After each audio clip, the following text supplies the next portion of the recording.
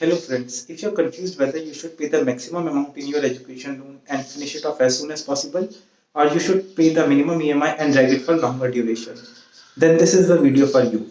In this video, I'll discuss 5 factors that you can consider to decide for yourself. Either you should finish your loan as soon as possible, or you should pay the minimum EMI. Let's get down to the video. Like all MBA answer, the answer to this is it depends. It depends on 3 things. What is the interest rate on your loan? What is the investment opportunity you have? And what are your special tax considerations? So let's first look how the interest rate on your loan, what is the investment opportunity you have, and what are your tax considerations. Here, let's consider the case one where you do not get any tax breaks. So your interest rate is 9.5% and you do not get any tax break. So your effective rate of interest is 9.5%. You have two options. Either the extra amount that you have, you can use that to repay loan, or you can use that to invest money. So suppose you do the investment, you need to earn 12.35% because on this 12.35% you will pay 30% interest and your effective income will be 9.5%. So in the first case you have to earn 12.35%. Now let's look at a case where you get tax breaks. So you're assuming your interest rates are 9.5% and you get a tax break of 30%. So the effective rate of interest will become 6.65%. In this case, if you plan to invest, you have to earn 9.5%, which is equivalent to your interest rate to earn the same amount. There are two things to understand here. The very first thing is if you don't get tax back, you have to earn 12.35%. If you get tax back, you have to earn 9.5%. Both of which are not possible in the debt fund. So you have to have some exposure to equity. If you think you can get these returns, then investment makes sense over prepayment of loan. There are two more considerations. So in the current budget, the government has made new tax regime more lucrative. In new tax regime, you do not get any tax breaks for your education loan amounts. So we'll look into it whether old regime or new regime what makes sense to you. Another point to consider is post April long-term capital gain benefit and indexation benefit both are removed from debt funds.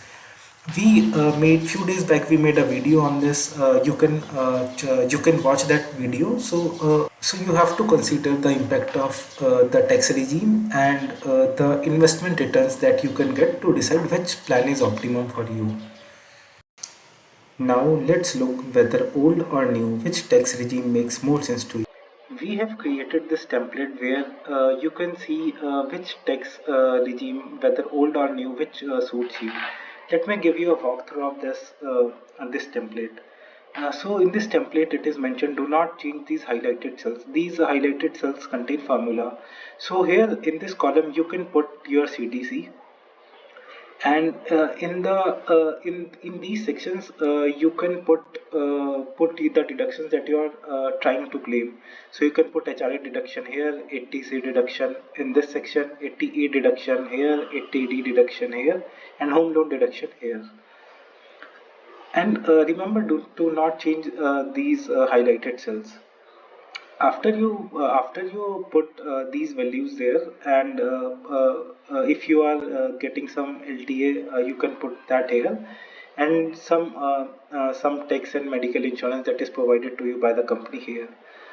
After you do this, this will show you what is the tax you will be incurring on the old tax regime and new tax regime.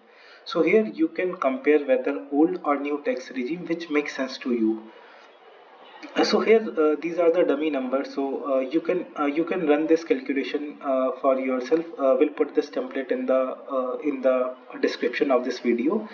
In this new regime, the tax rates have become much more lucrative. So if you see the tax percentage on various tax slabs, so it might be possible that for you new tax regime might make more sense. Coming back to the summary here, you can decide whether you are getting tax breaks or you are not getting tax breaks. And the second thing for you to decide is what is the investment opportunity that you have for yourself. Suppose that like you can decide whether you should repay your education loan soon or you should pay the minimum EMI. This is not number source, but there are more to financial planning. The way I look at it is, so let's look at a few other parameters that are not reflected in number. The very first point to understand is what is bad debt. So the bad debt is something that has high interest rate, for example, credit card debt, and on which you do not get tax break. So if you see the education loan is not a bad debt, so the interest rates are not very high, and you also get tax consideration. So if you are feeling that you should repay it as soon as possible, and then it is becoming a psychological barrier to you, then you should come out of this barrier because this is not a bad debt. Another point to consider is building an emergency corpus. So, if you are someone who have recently started your earning career and you did not got the opportunity to build your emergency corpus, then I'll suggest you that first you should build your emergency corpus, which should be 6 months of your expenses, and that should ideally be in a debt fund or in a safer instrument. So if you have this that emergency fund, post that you can consider paying off your education loan. The third thing that should be a part of one's financial plan is insurance. Ideally, a person should be insured against something that can have financially disastrous impact in their life. To me, getting term insurance and health insurance takes precedence over finishing off the education loan sooner.